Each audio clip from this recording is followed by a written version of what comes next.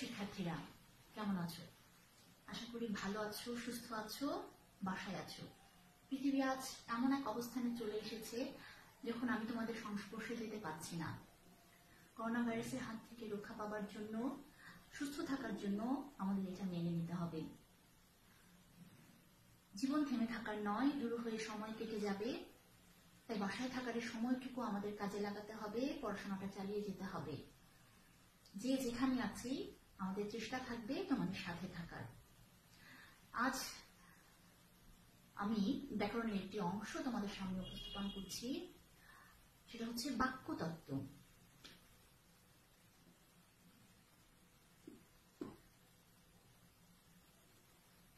প্রথমেই আসি, বাক্য কি?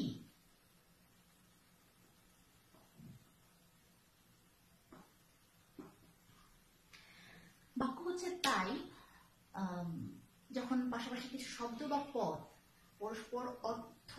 পরস্পর তাদের অর্থ সংগতি রক্ষা করে পাশাপাশি বসে যখন যা বলতে চাচ্ছি তা প্রকাশ করতে পারে কি না, অর্থাৎ পরস্পর অর্থ সংগতি রক্ষা করে কিছু শব্দ বা পদ যখন বক্তার মনের ভাব সম্পূর্ণভাবে প্রকাশ করতে পারে তখন তাই বাক্য।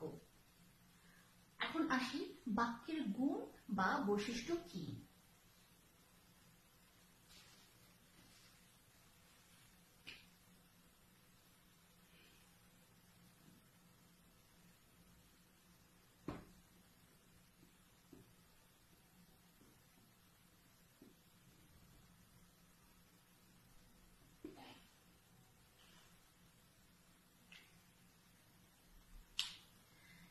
আমরা যখন কথা বলি বা যখন কোনো বাক্য তৈরি হয় তখন দেখা যায় যে আমরা বললাম একটু আগেই যে কিছু শব্দ বা পদ পাশাপাশি বসবে।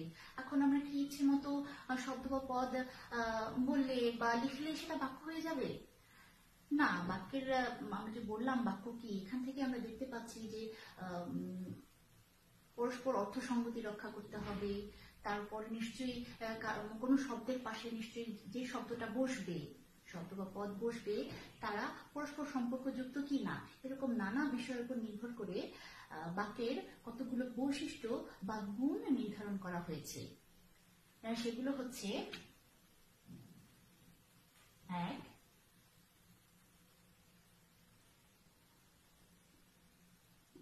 আকাঙ্ক্ষা, 2, আসক্তি, এবং 3, যোগ্যতা। প্রথমে আসি আকাঙ্ক্ষায়। আমি একটি উদাহরণ দিই।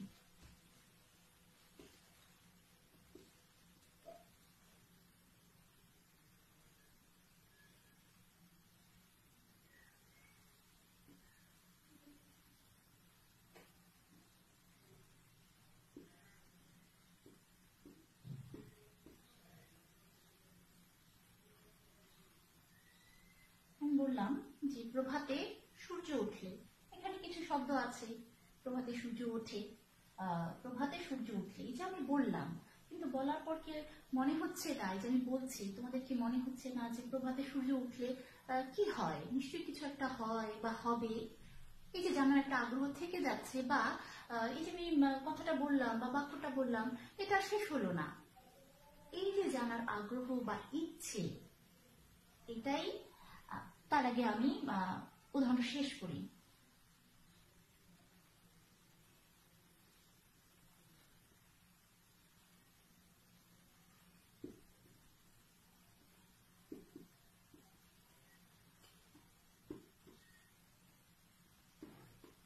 এই যে এখন যদি আমি বলি যে প্রভাতে সূর্য উঠলে অন্ধকার দূরীভূত হয়, এখন কিন্তু বোঝা যাচ্ছে যে সূর্য উঠলে কি হবে? অন্ধকারটা কেটে যাবে। তার মানে যখন আমি এই পুরো বাক্যটা বলছি, আমাদের কিন্তু যা বলতে চাচ্ছি সেটা পুরোপুরি ভাবে প্রকাশ হলো। অর্থাৎ বাক্যের মধ্যে এমন করা যাবে না যে শ্রোতার আরো কিছু কি হবে কি হবে এরকম, বা যেটা বলা হচ্ছে সেটা ঠিক পুরোপুরি জানতে পারলাম না, এমন ব্যাপার যেন না থাকে। মানে যা বলতে চাচ্ছি পুরোপুরি তা শেষ করতে হবে, এটাই হচ্ছে এই যে জানার আগ্রহ বা ইচ্ছে, এটাই হচ্ছে আকাঙ্ক্ষা। এরপর আসি আসক্তি।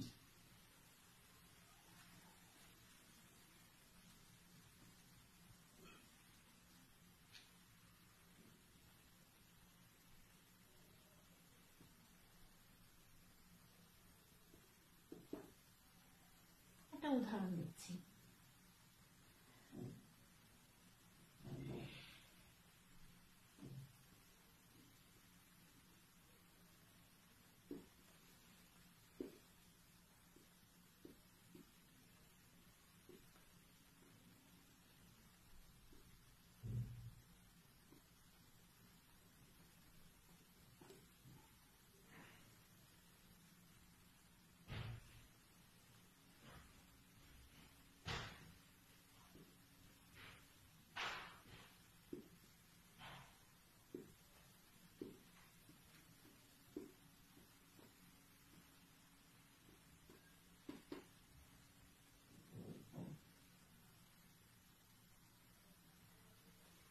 এই যে লেখা হলো যে কাল বিতরণী হবে উৎসব কলেজে আমাদের পুরস্কার অনুষ্ঠিত। এখানে কতগুলো শব্দ আছে, পাশাপাশি আছে, কিন্তু ঠিক বোঝা যাচ্ছে না এটা আসলে কি প্রকাশ করতে যাচ্ছে। এখন আমি যদি লিখি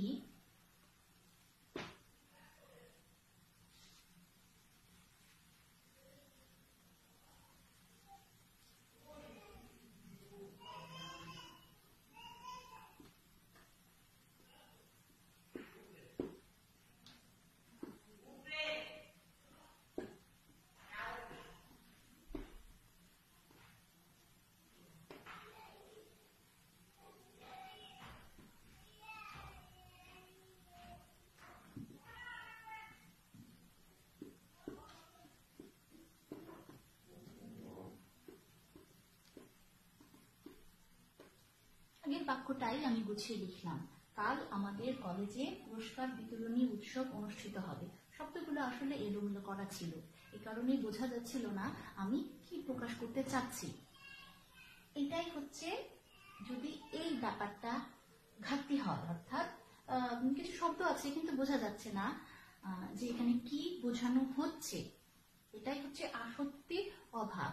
এই আসক্তি অর্থ হচ্ছে নৈকট্য বা একটা ক্রম, বাক্যে পদ ব্যবহারের কিছু ধারাবাহিকতা থাকে। যেমন আমাদের বাংলা বাক্যে থাকে হচ্ছে কর্তা, কর্ম এবং ক্রিয়া। এই ধারাবাহিকতায় যদি আমরা শব্দ বা পদগুলো সাজাই তাহলে বাক্য তার অর্থ প্রকাশ করতে পারবে। এই আসক্তি বা নৈকট্য যদি না থাকে তাহলে বাক্যের একটা গুণের ঘাটতি দেখা যাবে।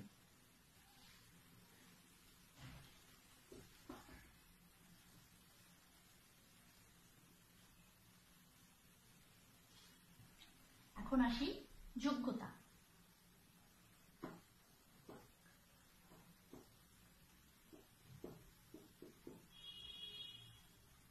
একটা উদাহরণ দিই।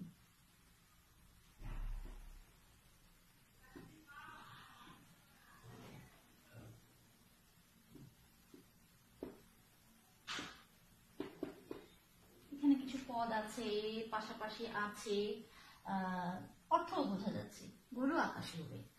অন্যরকম কিছু কি মনে হচ্ছে? মনে হচ্ছে না। এভাবে দেখলে, স্বাভাবিকভাবে দেখলে মনে হচ্ছে না।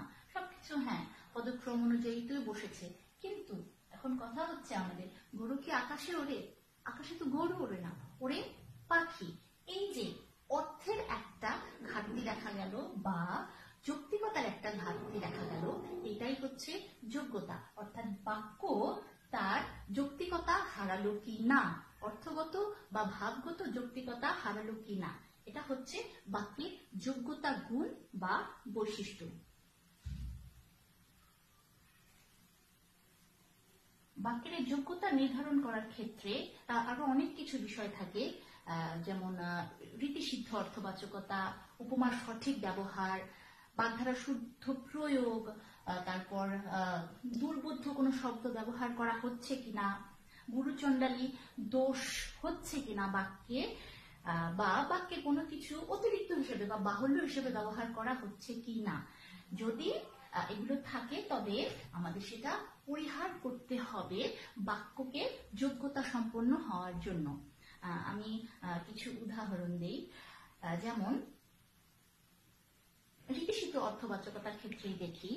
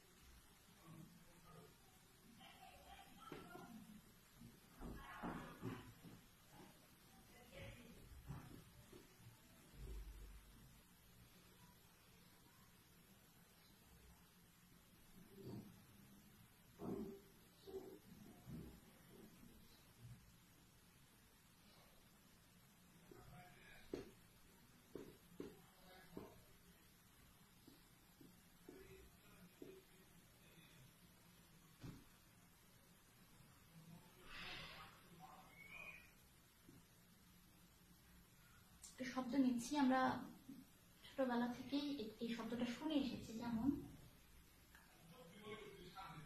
বাধিত, এই শব্দটা আমরা ব্যবহার করি, রীতিসিদ্ধ অর্থটা হচ্ছে অনুগৃহীত বা কৃতজ্ঞ।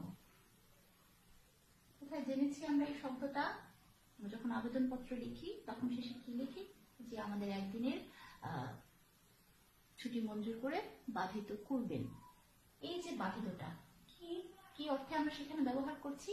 যে আমাদের যদি ছুটিটা মঞ্জুর করা হয় তাহলে আমরা কৃতজ্ঞ থাকব।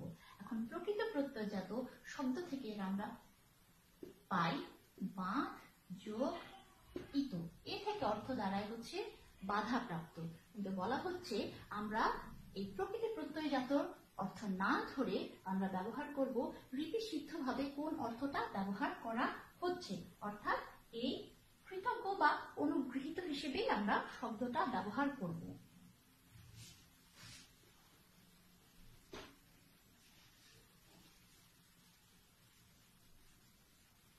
এরপর উপমার সঠিক ব্যবহার।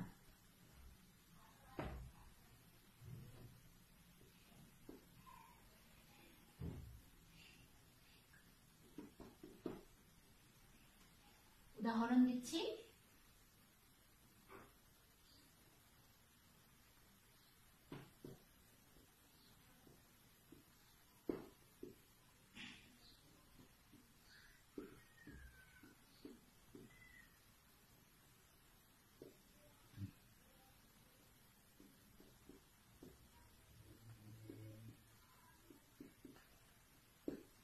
আমার হৃদয় মন্দিরে আশার বীজ উক্ত হলো।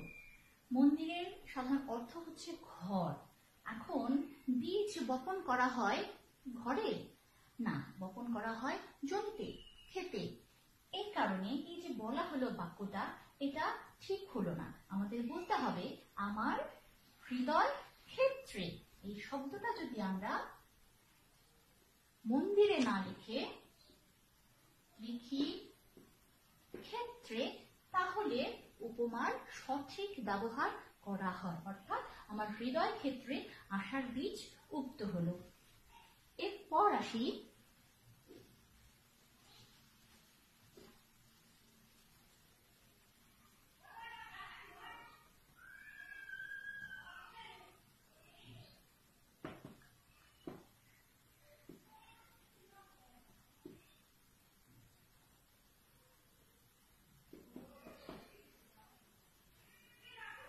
বাগধারার সুষ্ঠু ব্যবহার বা প্রয়োগ। উদাহরণ দিচ্ছি।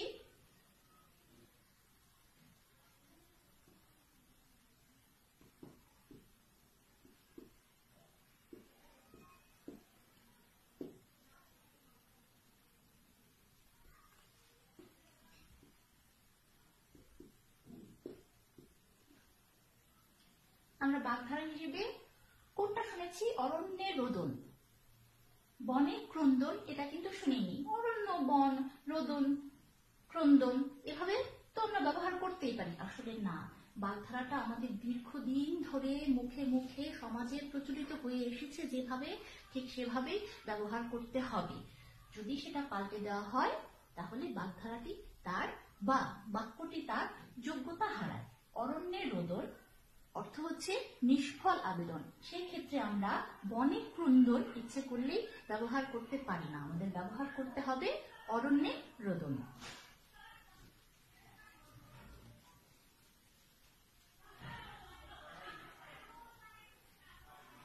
এরপর যোগ্যতার ক্ষেত্রে আরেকটি ব্যাপার হচ্ছে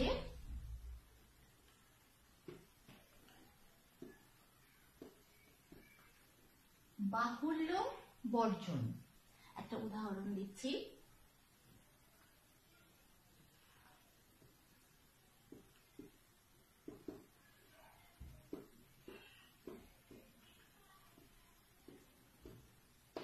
যেমন সব মাছগুলোর দাম কত?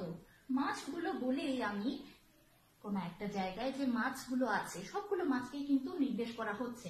তাই আমি যদি বলি মাছগুলোর দাম কত বা সব মাছের দাম কত, তাহলে বাক্যটি যোগ্যতা সম্পন্ন হয়। এক্ষেত্রে একবার তো আমার বহুবচন করাই হয়েছে, সেক্ষেত্রে আর অতিরিক্ত হিসেবে সব ব্যবহার করার কোনো প্রয়োজন নেই। যদি ব্যবহার করা হয় এটা হচ্ছে বিষয়টা হয়ে যাবে বাহুল্য বা অতিরিক্ত। তাই এরকম করে শব্দ আমরা ব্যবহার করব না, লিখবো আমরা মাছগুলোর দাম কত।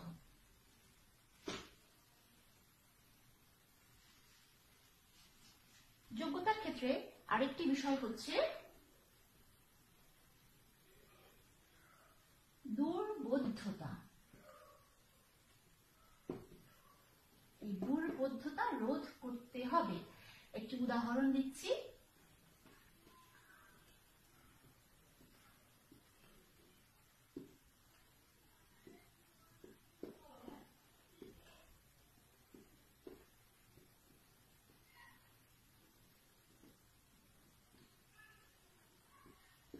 তুমি আমার সঙ্গে প্রপঞ্চ করেছ।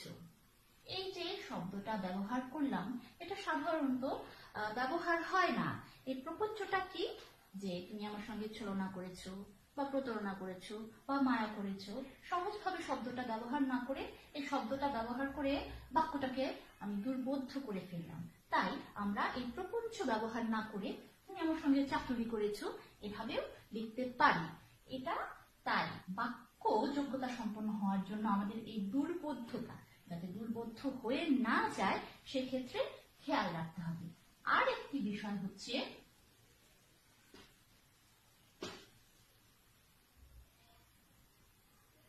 গুরু চণ্ডালী দোষ পরিহার।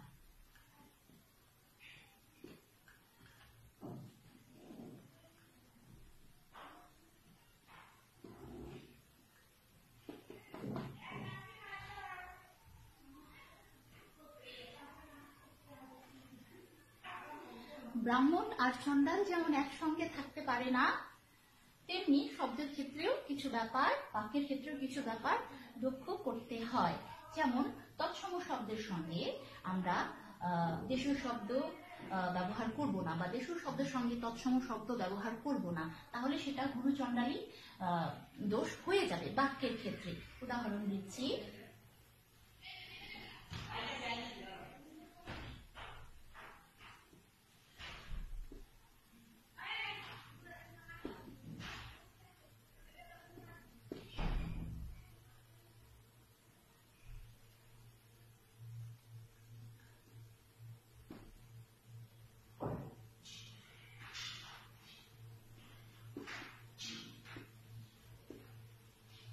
সব দাহ, মরা পোড়া, এখানে সব এবং দাহ দুটোই তৎসম শব্দ। মরা পোড়াতে মরা পোড়া দুটোই দেশীয় শব্দ। এক্ষেত্রে আমরা মিশ্রণ ঘটাবো না, সব পোড়া বা মরা দাহ এই কাজটি করব না, তাহলে বাক্যটিতে বলা হবে যে এতে গুরু চণ্ডালীর দোষ আছে। তোমরা দেখেছো অনেকেই অনেকেই না, তোমার শিক্ষার্থীরা সবাই পরিচিত। বোর্ড পরীক্ষাগুলোতে আমরা দেখি প্রশ্নের শুরুতে লেখা থাকে যে সাধু ও চলিত রীতির মিশ্রণ দূষণীয়। কেন? যে আমরা যে যুক্তি ব্যবহার করব, ঠিক চলিত হলে চলিত বা সাধু হলে সাধিত, যে সাধু হলে সাধু শব্দ দ্বারাই আমরা লিখবো, কিন্তু আমরা আসলে লিখবো চলিত শব্দে। তাই এই দুটোর মিশ্রণ করা যাবে না, আমরা যেটাই ব্যবহার করব সেই শব্দ দিয়েই আমার বাক্যটা শেষ করতে হবে। এটাই হচ্ছে গুরু চণ্ডালী দোষ। আজ এ পর্যন্তই থাক। ভালো থাকবে, সুস্থ থাকবে, বাসায় থাকবে, সাবধানে থাকবে।